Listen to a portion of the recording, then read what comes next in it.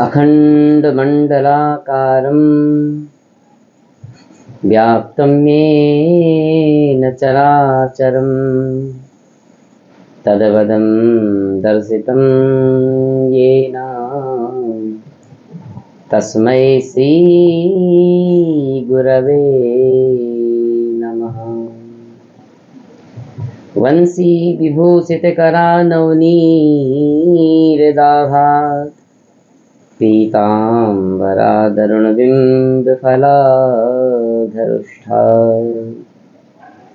पूर्णेन्दुसुन्दरमुखादरविन्द्रनेत्रात् कृष्णात् परं किमपि तत्त्वमहं न जाने। नारायणं नमस्कृत्य नरं चैव नरोत्तमं देवीं सरस्वतीं व्यासं ततो जयमुदीरयेत् ततो जयमुदीरयेत्।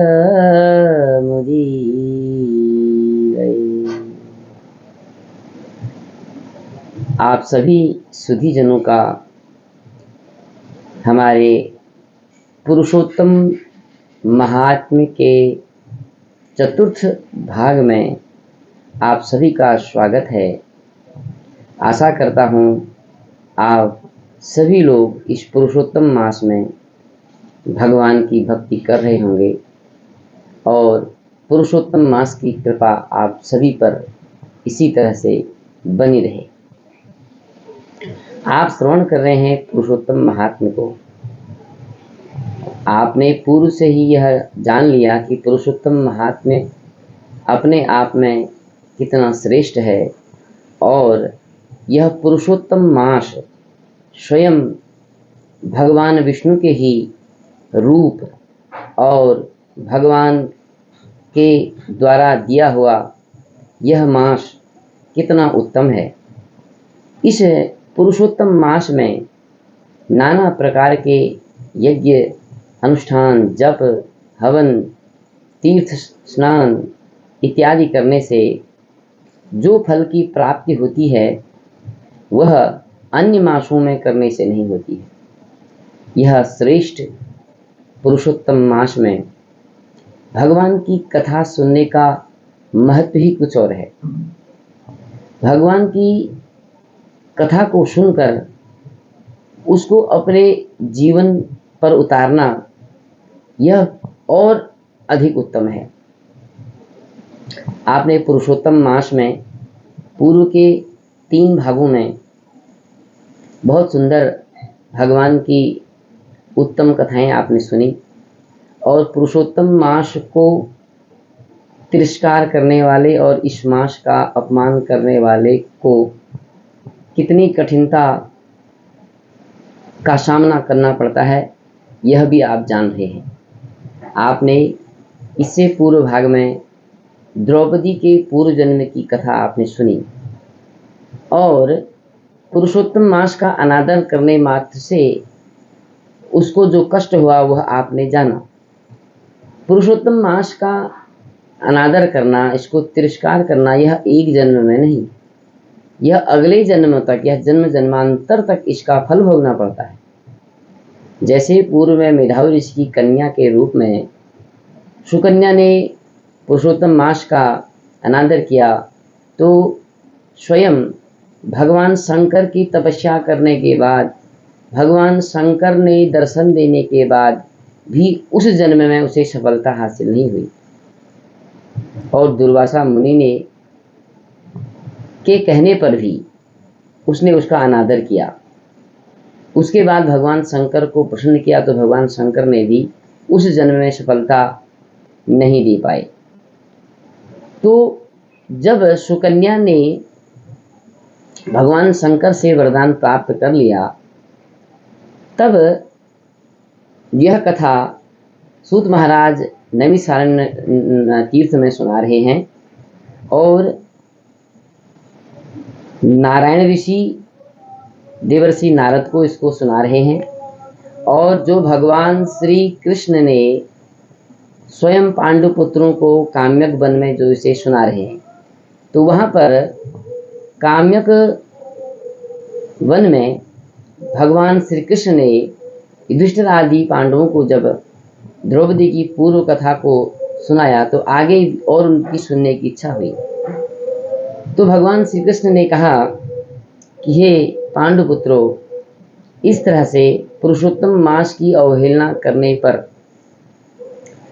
जब भगवान शंकर ने सुकन्या को उसके इच्छा रूपी वरदान को दिया और कहा कि अगले जन्म में तुम्हें इस वरदान का फल प्राप्त होगा, तो इस तरह से वह अत्यंत दुखी होकर के अपने द्वारा किए हुए पाप के कारण से वह उस तपोवन में जब रहने लगी, तो जिस तरह से आकाश में वर्षा ऋतु में बिजली आती है और चले जाती है, उसी तरह से अत्यंत समय बीतने के बाद एक समय में उस कन्या ने भी अपने उस आश्रम में अपने प्राणों को त्याग दिया।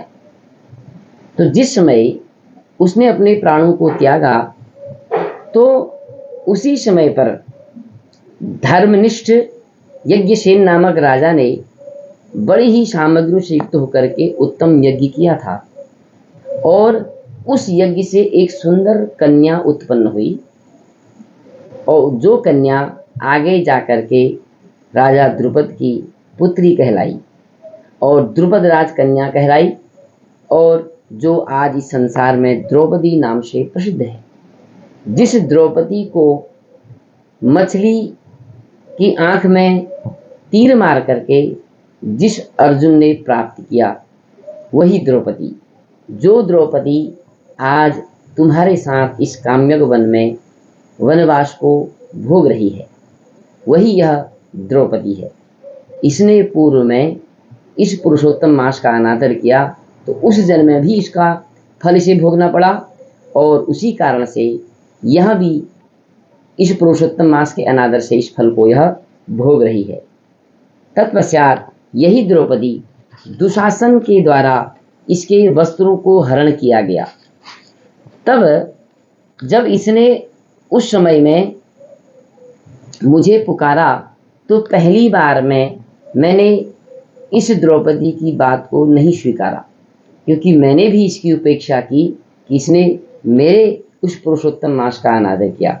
परंतु जब इसने बड़े ही प्रेम से और बड़े ही भाव से मेरा नाम बार बार स्मरण किया, दामोदर दया सिंधु कृष्ण कृष्ण जगतपते, हे नाथ हे रमानाथ केशव क्लेशनाशन, बार बार प्रार्थना की कि हे प्रभु, आपके अलावा इस संसार में मेरा कोई नहीं है, न माता न तातो न च भ्रातृवर्गो न सख्यो न जातिर न वै भागिनेयः। हे प्रभु, न तो मेरी माता है, न मेरे पिता है, न मेरे कोई भ्रातृवर्ग हैं और न ही कोई मेरा है। इसलिए प्रभु, आप ही मेरे रक्षक हो, आप ही मेरी रक्षा करो। इस प्रकार से बार बार जब इसने मुझे स्मरण किया, तो तब मैं गरुड़ में बैठ करके शीघ्र वहाँ पहुँचा और तब मैंने इस द्रौपदी को बहुत सारे वस्त्रों से परिपूर्ण कर दिया। सदा मेरे में स्नेह करने वाली और यह अत्यंत प्रिया, तब जाकर के मैंने इसकी रक्षा करी। इसलिए हे पांडुनंदन, यह द्रौपदी का पूर्व में पुरुषोत्तम मास का अनादर करने का कारण था, जिस कारण से उसका भोग यह आज भी भोग रही है। और स्वयं तुमने भी इस वनवास में आकर के पुरुषोत्तम मास का सेवन नहीं किया, इसलिए तुम उस पुरुषोत्तम मास को न जान सके। तुम उन कौरवों के दुख से, उन कौरवों के द्वारा ये दुख को स्मरण करते हुए और अपने इस वनवास के संकटों को अपने मन में रख करके तुम उस मास को भूल गए। इसलिए अब मैं तुमसे यह कहूँगा कि जो आगामी पुरुषोत्तम मास होगा, तो उस पुरुषोत्तम मास के व्रत को करने की तैयारी करो। उस पुरुषोत्तम मास में भगवान पुरुषोत्तम को भजने का आप उत्तम उपाय करो और तब तुम्हें इस पुरुषोत्तम मास का जो फल प्राप्त होगा, जिससे तुम अनेक सुखों को भोग करोगे। तुम्हें वनवास देने वाले और तुमको दुख देने वाले दुर्योधन आदि जो कौरव हैं, उनको यम के दरबार में पहुंचाने का काम मेरा रहेगा। और तुम अब तैयारी करो, और जब तुम वनवास से पुनः पहुंचोगे तो हे युधिष्ठिर, तुम्हें राजा अवश्य बनना होगा। इस तरह से भगवान श्री कृष्ण ने युधिष्ठिर आदियों को यह बता करके उनको अत्यंत प्रसन्न किया और कहा कि अब मेरे जाने का समय आ गया है, क्योंकि मेरा द्वारिका में रुक्मणी आदि वे मेरी प्रतीक्षा करते होंगे, इसलिए मुझे अब शीघ्र उनके पास जाना है। और जब तुम इस पुरुषोत्तम मास को आगे इसका व्रत करोगे, इसमें जप करोगे, दान करोगे और भली भांति से पुरुषोत्तम को आप स्मरण करेंगे, तो आपका अवश्य ही कल्याण होगा। तो इस प्रकार भगवान श्री कृष्ण पांडवों को उपदेश दे करके अपने रथ में आरूढ़ होकर के वह अपनी द्वारिका की ओर को आ गई। तत्पश्चात वहां नारायण ऋषि नारद जी से इस सुंदर कथा को कह रहे हैं कि हे नारद, इस पुरुषोत्तम मास का जो महात्म्य है यह अत्यंत ही सुखदायी, और यह पुरुषोत्तम मास अपने आप में सर्वश्रेष्ठ है। इसको अपने वाणी से नहीं कहा जा सकता है, इसमें इतना रस है और यह अपने आप में इतना श्रेष्ठ है। इस तरह से नारायण ऋषि नारद जी से कहते हैं कि जिस प्रकार से भगवान श्री कृष्ण ने यह कथा, पुरुषोत्तम मास की कथा जब पांडवों को सुनाई, तो वह इस पुरुषोत्तम मास के महात्म्य को जान करके, सुन करके अत्यंत हर्षित हुए और प्रतीक्षा करने लगे कि अब यह जब पुरुषोत्तम मास आएगा चौथे वर्ष में, अर्थात 3 वर्ष के बाद, तो हम इस पुरुषोत्तम मास का बहुत ही विधान से और उस भगवान श्री कृष्ण को भजते हुए इसकी उपासना करेंगे। इस तरह से वह समय की प्रतीक्षा करने लगे। तब नारद जी से कहते हैं कि हे नारद मुनि, व्रत के प्रभाव से जब 14 वर्ष का उनको वनवास पूरा हुआ, तो उस प्रभाव से और पुरुषोत्तम मास के सेवन से पांडव आदियों को अत्यंत सुख की प्राप्ति हुई और भगवान श्री कृष्ण की कृपा से अतुल निष्कंटक राज्य को उन्होंने प्राप्त किया। तब नारायण ऋषि कहते हैं कि हे नारद मुनि, पुरुषमय में दृढ़धनवान नृपः पूर्व सूर्यवंश समुद्भव पुरुषोत्तम मासस्य सेवनान महतिम श्रियम। हे नारद मुनि, पुरुषमय में एक दृढ़धनुआ नामक राजा हुए थे। उन्होंने भी इस पुरुषोत्तम मास का सेवन किया और इस पुरुषोत्तम मास के व्रत करने से, इस पुरुषोत्तम मास का तप करने से अत्यंत सुख को उन्होंने भोगा। और यह पुरुषोत्तम मास में इतनी शक्ति है कि यह मनुष्य को ऐसा वर देने में सक्षम है कि मनुष्य के अनेक जन्मों के दुख और दरिद्र दूर हो जाते हैं और अनेक जन्मों तक वह राजा बनकर सुखी रहकर भोगों को भोगता है। इतना बल, इतना सक्षम यह पुरुषोत्तम मास है। तद वहाँ नैमिषारण्य नामक वन में फिर ऋषियों ने सूत महाराज से पूछा कि हे प्रभु, आपने बहुत ही सुंदर वर्णन हमको बताया। अब हमें जो नारायण द्वारा नारद जी को उस राजा दृढ़धनुआ की कथा बताई, उस कथा को सुनने की बहुत ही इच्छा होती है। कृपा करके प्रभु आप उस कथा को हमको बताइए और हम आगे को उसको सुनना चाहते हैं। प्रभु, वह दृढ़धनुआ जो है कैसे इस पुरुषोत्तम मास के व्रत को करने से सुख को भोगा, कैसे उसको अत्यंत सुख प्राप्त हुआ।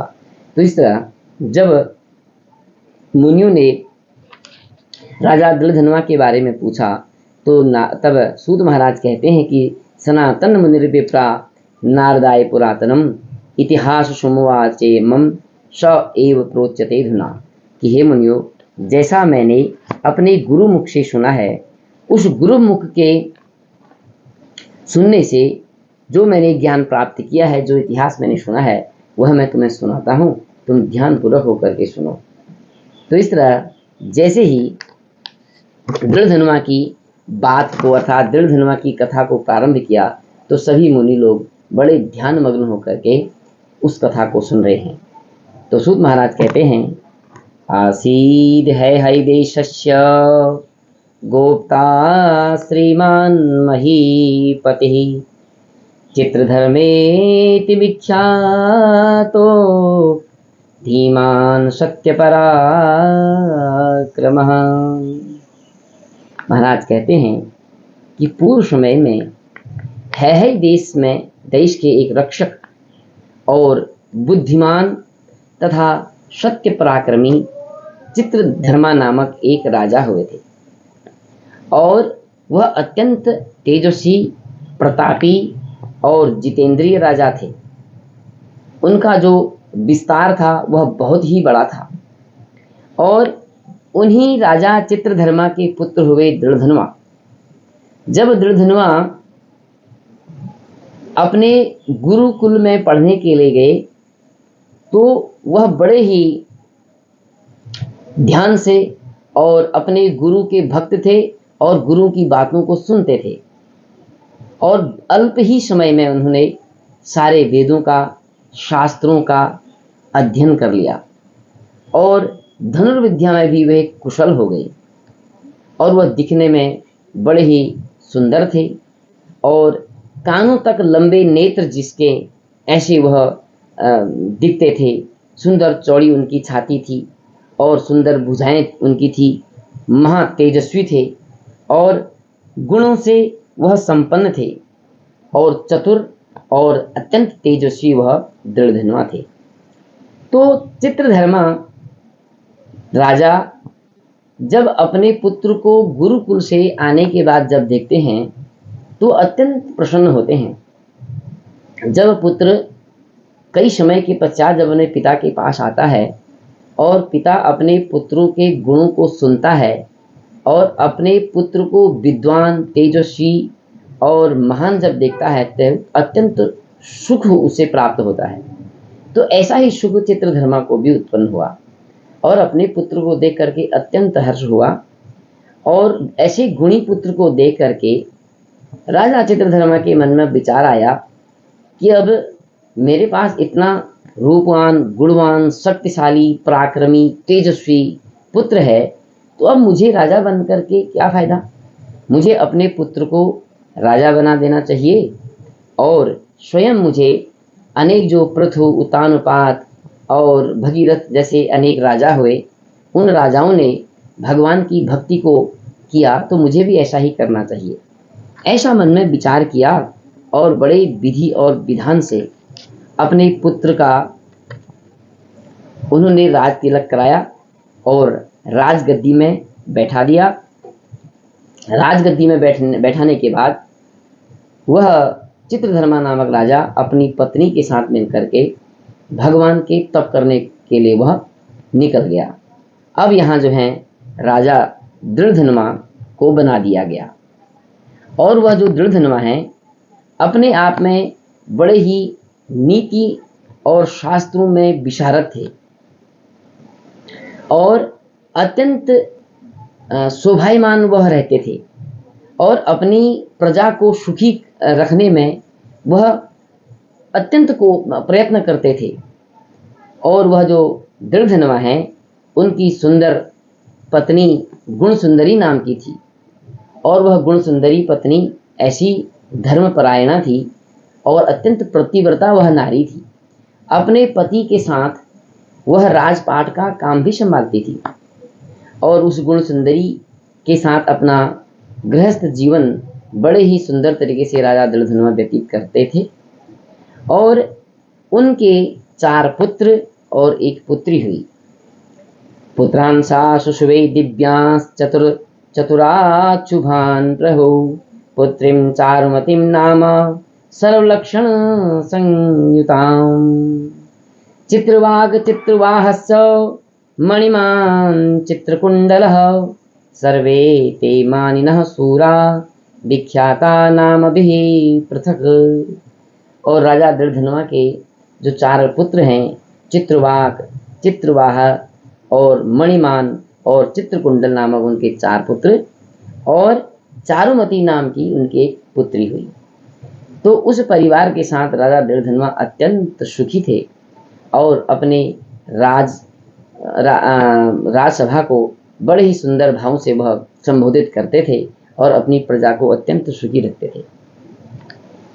तो धीरे धीरे समय जब बीतते गया तो एक दिन राजा दृढ़धनुआ के मन में विचार आया कि न मया च तपस्तप्तम न दत्तम न हुतम क्वचित कमिदम परिपृच्छामि मम भागस्य कारणम।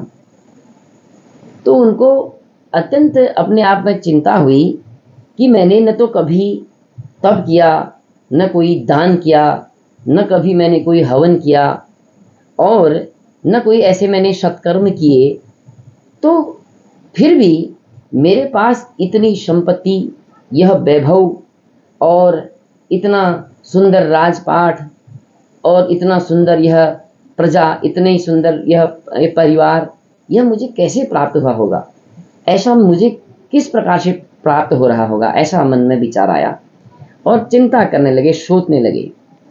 तो ऐसा सोचते सोचते रात्रि भर जो है राजा दृढ़धनुआ को निद्रा नहीं आई और प्रातः काल जब वह उठे तो उठ करके उन्होंने मन में विचार किया कि मुझे अब थोड़ा वन में भ्रमण करके आना चाहिए और वन में वह भ्रमण करने के लिए चले गई। जब वह वन में जा करके वह आखेट करने लगे तो उन्होंने एक मृग को बाण मारा और उस बाण के प्रभाव से वह मृग मरा तो नहीं, परंतु वह बाण को लेकर के कहीं दूर वन में जाकर के छिप गया। जब वह वन में जाकर के छिप गया, राजा ने उस मृग का पीछा किया तो वह मृग उसे नहीं मिला, तो अत्यंत थक गया।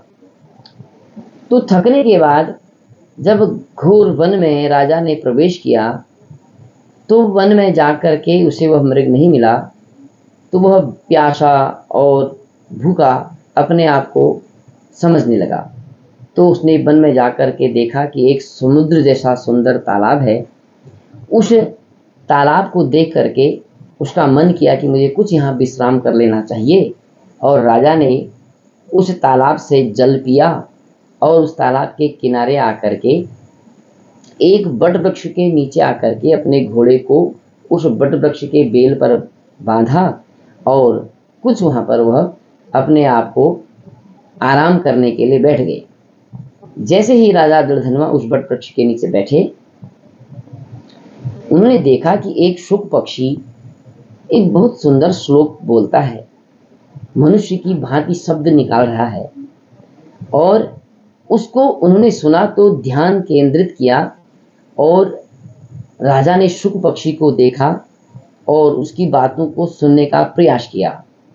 तो वह उस श्लोक को वह शुक पक्षी बार बार दोहराने लगा और राजा दृढ़धनुआ देखता है कि बार बार एक ही श्लोक को बोलता है। वह शुक पक्षी राजा दृढ़धनुआ को स्मरण करा रहा है, कहता है, विद्यमानं तुल सुखम आलोक्यातीव भूतले न चिन्तयसि तत्त्वं त्वं तत्कथं पारमेष्यसि। वह श्लोक बार बार कहते जा रहा है कि हे राजन, इस पृथ्वी पर विद्यमान सारे अतुल सुख तुम्हारे पास हैं, फिर भी तुम उस परम तत्व की चिंता क्यों नहीं करते हो। बार बार इस बात को वह दोहराए जा रहा है। और जब राजा दृढ़धनुआ ने उस श्लोक को अच्छी तरह से रट लिया, उसको समझ लिया, तो उसके बाद थोड़ी देर में देखता है कि वह शुक पक्षी वहीं से अंतर्ध्यान हो गया। तो राजा का मन बड़ा विचलित हो गया और बार बार उस श्लोक को याद करते जा रहा है, विद्यमानं तुल सुखम आलोक्यातीव भूतले न चिन्तयसि तत्त्वं त्वं तत्कथं पारमेष्यसि। उस श्लोक को सोचने लगा और बार बार इसका अर्थ का मनन करने लगा। तो थोड़ी देर में राजा की जो सेना थी वह वहाँ आई और राजा उस सेना के साथ अपने घर को चला आया। और जब वह घर आया तो घर आकर के बार बार उस शुक पक्षी के बारे में विचार करने लगा, सोचने लगा कहीं वह वही शुक पक्षी तो नहीं है जो स्वयं व्यास नंदन सुखदेव जी जिन्होंने राजा परीक्षित को कथा सुनाई। कहीं वही सुखदेव तो नहीं थे मेरे इस चिंता को दूर करने के लिए। जो मैं कल सोचता था कि मुझे यह सब कुछ प्राप्त हुआ है, यह कैसे प्राप्त हुआ? न कोई जप, न कोई तप, न कोई दान, न कोई पुण्य, न का हवन, मैंने ऐसा कुछ भी नहीं किया। वह चिंता मेरे अंदर थी, तो उसी चिंता को दूर करने के लिए कहीं स्वयं सुखदेव जी तो मेरे पास नहीं आए। ऐसा वह सोचते सोचते सोचते अपने घर में वह मौन रहने लगे।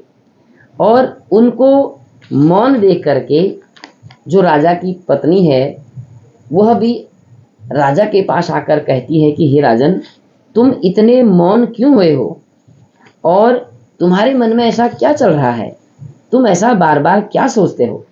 आप उठो और भोग करो। तो ऐसा कहने पर भी राजा जो है मौन रह गए।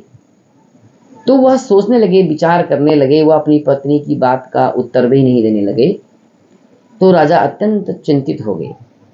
तो इस चिंता में वह उठे जा रहे हैं, बैठे जा रहे हैं और अत्यंत चिंतित रहने लगे।